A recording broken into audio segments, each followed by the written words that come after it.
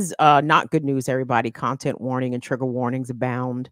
But this pertains to the story of a brother named Leonard Cure, who was shot and killed by police in Georgia. Leonard's story is particular because he was exonerated after facing a life sentence in Florida for robbery. He was exonerated after serving 16 years. I think the Innocence Project in Florida got involved with Leonard's case, and he had only been free for 3 years before this fatal encounter with Georgia police. And I think this clip is from the Today Show. Strong reaction tonight from the Broward State Attorney's Office and others over the death of Leonard Cure, the first person exonerated by its conviction review unit. Cure, who spent more than 16 years imprisoned on a wrongful conviction, was shot and killed yesterday by a deputy in Georgia. CBS News Miami's Yvonne Taylor reports from Fort Lauderdale. The Broward State Attorney's Office speaks very highly of Leonard Allen Cure. This is the same county whose attorneys convicted him years ago. They then processed his exoneration almost 2 decades later. Now today, they cannot believe he died under these circumstances. Leonard Allen Cure is seen on this picture posing in April 2020. He had been released from prison after more than 16 years behind bars.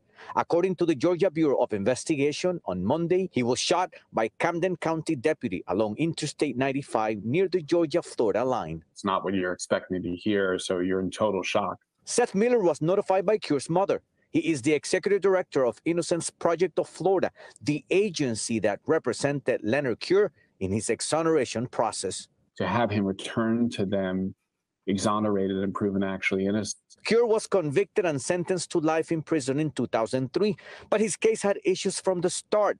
In 2020, the Broward State Attorney's Office asked a judge to release Cure from prison, and he did. Just last week, he bought his first home. That's where he was going. Cure, 53, bought a house in Georgia after Governor Ron DeSantis compensated him with over $800,000 for having been wrongly convicted. The Georgia Bureau of Investigation, which is like the FDLE, said through a news release that a Camden County pulled him over. He got out of the car at the deputy's request and cooperated at first, but became violent after he was told he was being arrested. Miller says exonerated people live in constant fear. That at any moment, the liberty that you work so hard to achieve after a wrongful incarceration can be taken away from you. The Broward State Attorney's Office sent a statement saying, "We are devastated by the death of Leonard Cure. We knew him as a smart, funny, and kind person." We reach out to Leonard Cure's family for comments, but at this moment, they're not speaking.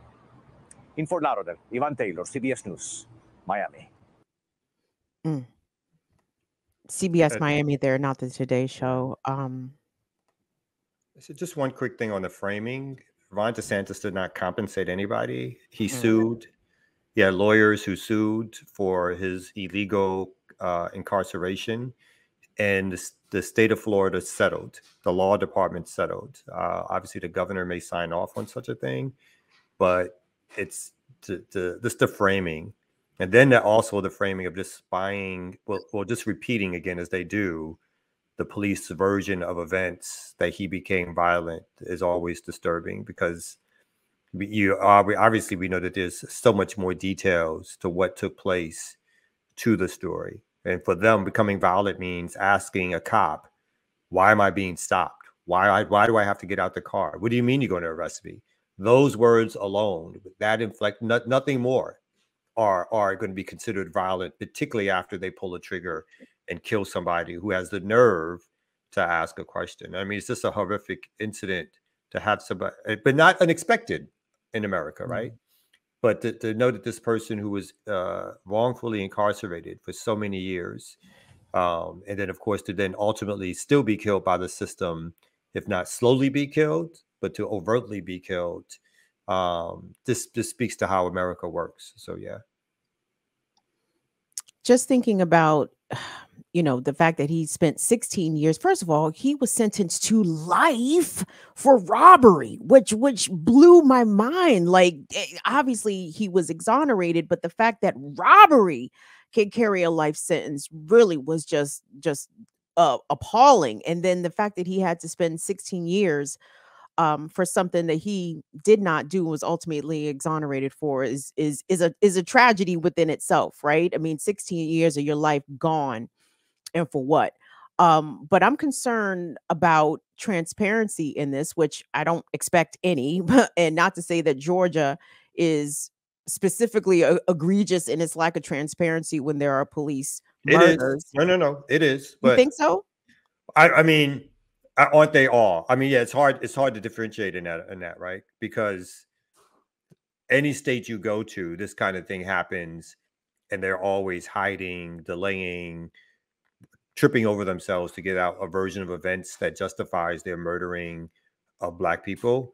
But of course, the same, so the Georgia Bureau of Investigation, which allegedly is investigating, is the same entity that killed Tortuguita, Right. and then came out with the story around how Tortuguita was, again, taking bullets and throwing improvised explosions at the same time. So I Well, don't. that's So what I yeah, mean. Like, okay, so this year alone, right, in Georgia, they have refused to release the body cam footage where Tortuguita was assassinated. They are slow walking or outright refusing to release the footage of Deacon Holloman. And here we have this incident, all coming within the same year, within months of each other. So it's like,